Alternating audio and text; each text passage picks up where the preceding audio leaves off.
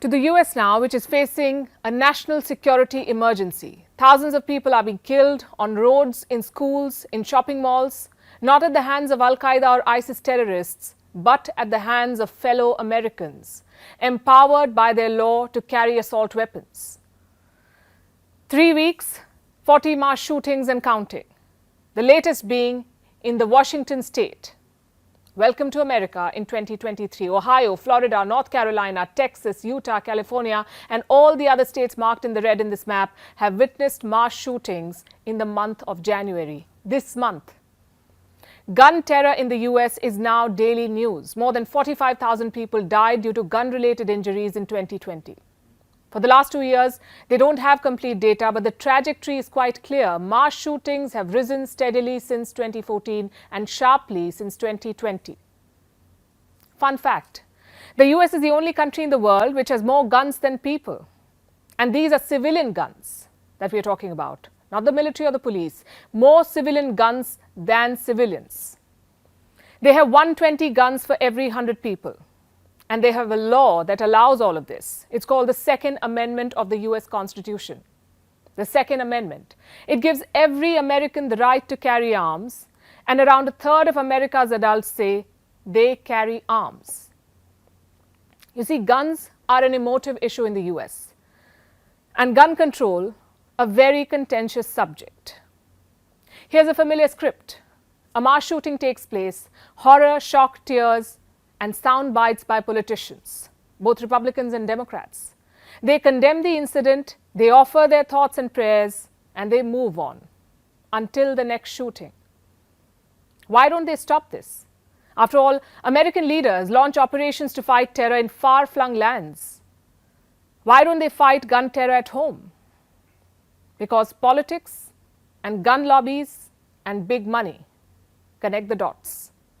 After every mass shooting, political football begins. This month, after the killings in California, President Joe Biden spoke. He called on the Congress to ban assault weapons. Yesterday, my buddy Dianne Feinstein introduced her Senate assault weapons ban. I am asking you all to send that to my desk as quickly as you can. And this is where the big divide lies. Republicans believe the right to own a gun is a fundamental right.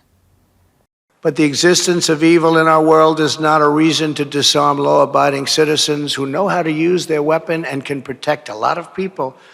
The existence of evil is one of the very best reasons to arm law-abiding citizens.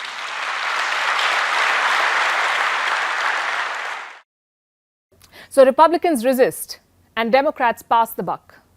The fact is, the president can use emergency powers to push for reform. For instance, he can declare gun violence a public health emergency.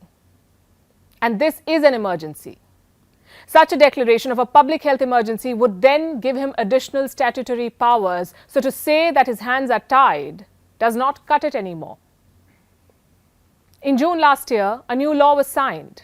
It had bipartisan support, meaning leaders from both sides, both parties, backed this law. It was hailed as the most significant gun legislation in 3 decades in America. It was, in fact, a compromise law. And it hasn't fixed very much.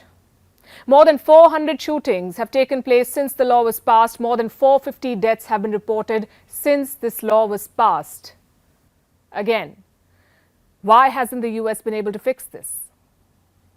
When they want to bomb another country, they don't even wait for a United Nations resolution.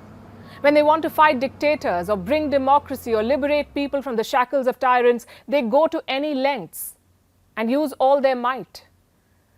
Why can't they liberate their own people from gun terror? Because American lawmakers are losing to the NRA, the National Rifle Association. It is the largest gun owners' group in the US, and not surprisingly, it lobbies against gun control laws. It doesn't want gun control.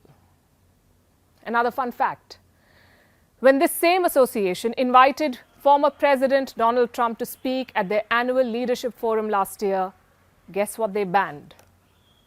Guns. That conference was held in Houston, and it was held just days after a mass shooting at an elementary school in Texas. You know how many children died there? 19, plus 2 teachers. 19 children shot dead in a school.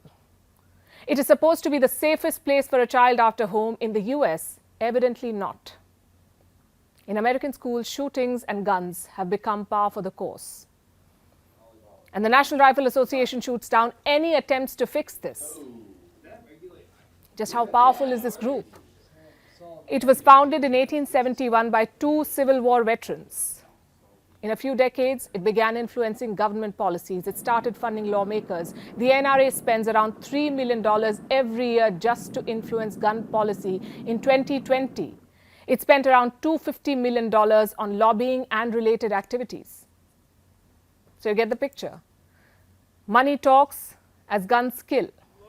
The NRA's justification defies logic. It says guns make America safe. The fact is, the US is the only country in the world where you're more likely to be killed by a teenager than a terrorist.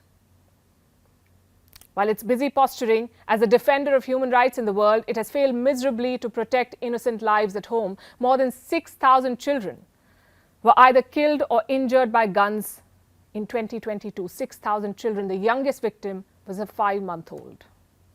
Shot dead at 5 months. And this mayhem will not stop. Because America's leaders are busy looking away and trying to tell other countries what they must fix.